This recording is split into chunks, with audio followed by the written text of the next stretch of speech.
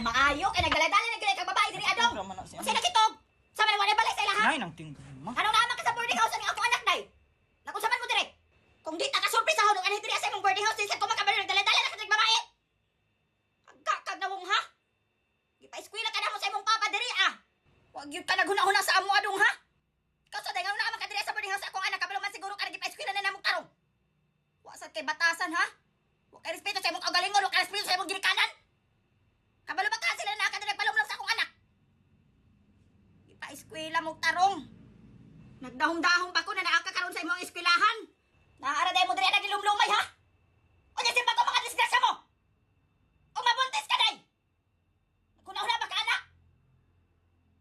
Wa ka naguna-una anak sa imong kaugalingon, wa magay ni kabuhi akong anak sa imo ha. Naguna-una ba mo duha sa kalisod na panahon karon? Naguna-una mo lang yan. Dugang-dugang ra mo problema sa inyong mga ginikanan ha. Mga bata pagay kayo mo. Kasayo ba ninyo mag-uwag? Kasayo ra ba? Unsa man dagingan kaning anak nako na nahigog mas sa imo? Tubag ako. Nya to orasan ka. Kining anak nako dahil klarong pagka-istorya ha.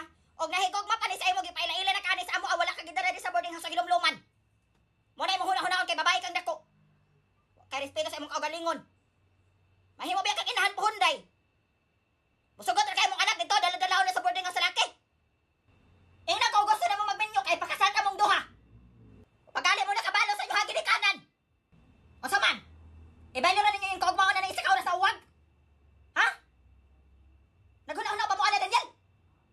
Wala na ka na konsensya sa